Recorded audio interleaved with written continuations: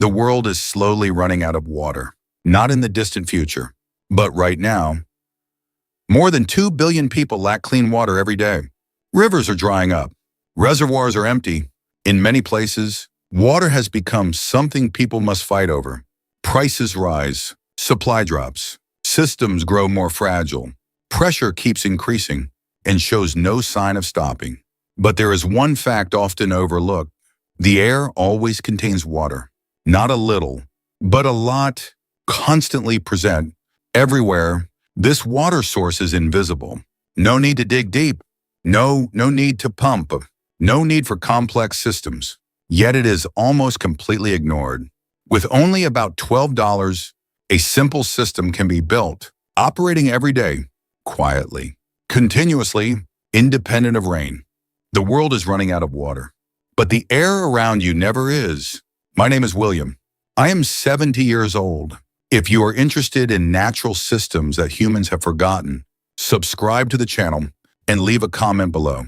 Today, this content is about water, but not from rain, but from the air. Air is not just something around us. It is an invisible reservoir, always carrying moisture, always moving, and always present everywhere. This moisture cannot be seen, but it can be captured when it meets a suitable surface. Tiny droplets stick, accumulate, and become collectible water. Long ago, humans had already realized this. In dry regions, where rain is almost non-existent, they observed nature. Lichen, or rock surfaces, always damp even in dry weather. That is not random. That is a sign of water in the air. This system is called a fog catcher or cloud catcher. In science, it is known as a fog harvesting system. This is not new technology, not a modern invention, but a natural understanding that has existed for a very long time. But over time, humans gradually forgot this and replaced it with more complex systems. Meanwhile, the simplest water source has always been right in front of us. The air, an invisible source of water that has never disappeared. Air always contains water, but not in a visible form. It exists as vapor, extremely tiny droplets, so small the naked eye cannot detect them. Yet they are always present, surrounding everything. When these droplets meet a suitable surface, a change occurs. They stop, stick, and begin to accumulate. This is the core principle. Simple, but highly effective. No complex technology needed. No electricity required. Only 3 basic elements: humid air, moving wind, and a surface capable of holding water. When wind-carrying moisture passes through a mesh, tiny droplets collide with the fibers. Some are captured, the rest continue moving. But over time, the amount of collected water increases. Small droplets combine, becoming larger drops. When heavy enough, gravity pulls them down. Water begins to flow along the surface, dripping below. If there is a gutter or container, the water is collected, drop by drop, accumulating over time. This is how the system works. No motors, no pumps, no artificial pressure, just the combination of wind and air, and a simple structure. Efficiency depends on environmental conditions. Wind speed must be suitable, around 5 to 10 meters per second. If too weak, not enough moisture is delivered. If too strong, droplets are blown away before sticking. Droplet size also matters, usually between 20 and 40 micrometers. The design of the collecting surface is critical. If fibers are too sparse, water passes through. If too dense, airflow is blocked. Efficiency drops. An effective system is a balance, allowing air to pass while still capturing water. This is the key point. This principle can be applied on a small scale. No need for large systems, just a mesh, a frame, and a container. It's just on. No electricity cost, no complex operation. Just place it correctly and let nature work. This is not new technology. It has existed for a long time, but it has been forgotten. And now, it is gradually being understood again. in a simpler way, in a region near the edge of a desert where rain almost never occurs. Some years see only 1 or 2 rains. Water used to be extremely scarce and very difficult to access. But on high mountains, a simple system was installed. No machinery, no electricity, just mesh panels stretched in the wind. As fog passes through, tiny droplets stick to the fibers, accumulate, then flow downward, drop by drop, continuously throughout the night. Water is directed into storage tanks, a simple but effective system capable of holding hundreds of cubic meters of water before being distributed to communities. On a foggy night, the system can collect tens of thousands of liters of water without rain, without groundwater. This water supplies thousands of people living in arid regions, where water was once a daily burden. In another place, researchers spent decades studying this phenomenon. They did not begin with machines, but with observing nature, antromos, lichen, small signs on rocks, always reveal where moisture exists, even without rain, freina. From that, they identified necessary conditions: elevation, usually above 600 meters. Terrain must be open, allowing constant airflow. Places meeting these conditions become ideal locations for installation. No complex construction needed, just the right position. On another island, this system was used for reforestation. After massive fires, the land became barren. Young trees could not survive. But with water collected from the air, thousands of trees were replanted. The soil began retaining moisture. Ecosystems gradually recovered. Within a year, collected water can reach tens of thousands of liters, enough to support the growth of an entire area. In some places, this water is even filtered, bottled one, Westernier and sold at high prices, becoming a premium product. The same water source, but completely different value. In one place, it is life. In another, it is luxury. These examples show one clear thing. This is not theory, not an experiment. This is a system already working in real conditions and changing human lives. A simple principle, but capable of creating a massive impact. Before this system existed, water was a burden, not something available, but something that had to be found, carried back, and saved drop by drop. Every day, many families spent hours just to collect water, walking long distances, standing in line, waiting, then carrying it home. Repeating many times a day, time was consumed, energy was drained, and opportunities were almost non-existent, especially for children. After the system was installed, everything changed. Water appeared right where people lived. Just turn on a tap, and it could be used. No more long travel, no more waiting. A large amount of time was freed. Life became more stable. Children could go to school. Time was no longer spent collecting water. Education became possible. The future began to change. Within families, small changes started to appear. Simple devices, once impossible to use, now became normal. Water is not just a resource. It is time. It is opportunity.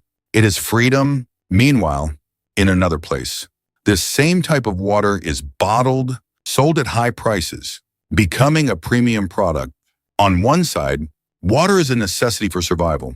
On the other side, water is a commodity. This difference creates a clear contrast. In many regions, water is produced by large systems, consuming massive amounts of energy.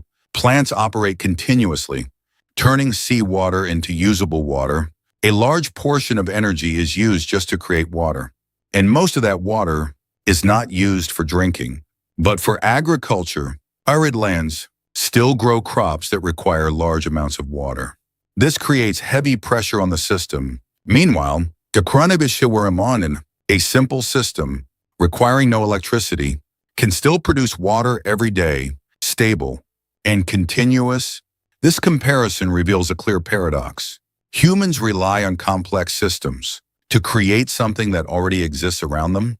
Water can be bought, can be produced, but it can also be collected from the air. If understood correctly, this is not just a story about technology. It is about how humans perceive resources. One side is dependence. The other is using nature. And sometimes, Benoit said, the simplest solution is the one forgotten the longest. Modern systems are built to solve water problems, but the cost is enormous, not just in money, but in energy. In many places, water does not come from nature, but is created. Desalination plants operate continuously, turning seawater into usable water. This process consumes a massive amount of electricity. In some regions, up to 16% of total energy is used just to produce water. But what is notable is, most of this water is not used for drinking, but for agriculture. Up to 95% of water is used for irrigation. Arid lands still grow crops that require very large amounts of water. This creates heavy pressure on the system and increases water demand. To maintain this system, more energy is required, more cost, and more resources. A continuous loop. Meanwhile, the air-water system works completely differently. No electricity required, no factories, no complex operation, only suitable natural conditions are needed. The system can produce water every day. Stable and continuous. The difference lies in the approach. One side creates water through technology. The other collects water from nature. Modern systems depend on large infrastructure, easily disrupted, easily affected by energy costs. In contrast, simple systems operate independently, not dependent on electricity, not dependent on large systems. The issue is not a lack of technology, but how technology is used. Humans have chosen complex solutions and ignored simple ones. Over time, this dependence has grown larger. When the system fails, the entire water supply is affected. Meanwhile, a small, simple system can operate steadily without any external support. This contrast reveals a clear issue. Bigger solutions are not always better solutions. Sometimes, the most effective solution is the simplest one. And in this case, water does not need to be created. It only needs to be collected. The air-water system does not always work effectively, not everywhere, not in all conditions. This is a system that depends on the environment. The most important factor is humidity. If the air is too dry, the amount of water collected will be very low, almost negligible. The system needs enough moisture to operate. The second factor is wind. Without air movement, water is not delivered to the collection surface. The system will produce almost no result. Terrain also plays an important role. High, open areas where wind moves freely usually provide better performance. Sheltered locations show a clear drop in efficiency. In some regions, fog appears frequently. The system can operate continuously, but in places where fog is rare, results are unstable. This means, the air-water system is not a solution for the entire world. It does not fully replace traditional water sources, but under suitable conditions, it can become a highly effective supplemental water source, especially in dry regions that still have moisture in the air.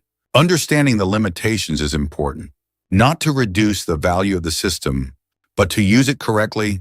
A good solution is not one that works everywhere, but one that fits specific conditions. And in this case, the air-water system is a tool, not the only answer, but an important part of a larger picture. When used correctly, it can create a clear impact without requiring complex systems. In recent years, the air-water system has started to gain attention again, not as a new idea, but as a forgotten solution. Many countries have begun testing the system again. In arid regions, where traditional water sources are unstable, the system is being deployed on a larger scale. Engineers are not reinventing the principle. They are improving materials, optimizing design, and learning directly from nature. New mesh materials have been developed, capable of capturing water more effectively while still allowing airflow, increasing collection efficiency. Some designs are inspired by desert insects, species that can collect water from the air to survive. The combination of modern science and natural observation creates more efficient systems while still preserving the original principle. In many places, the system is no longer experimental, but has become part of sustainable water solutions used alongside other methods. What matters is the direction is changing. No longer focused only on producing more, but on using smarter, the air-water system is not an entirely new future. It is a return to what has already existed, a simple approach, but suited for a changing world. And perhaps the solution for the future does not lie in creating more, but in remembering what has been forgotten. The problem is not that the world lacks water. Water still exists in the air, in the surrounding environment, but most of the time, humans do not know how to use it. We build large systems, complex systems, consuming energy to create water, while another water source, simpler, is always present. The air-water system shows one clear thing. The solution is not always about creating more, but about understanding what already exists. The air does not change.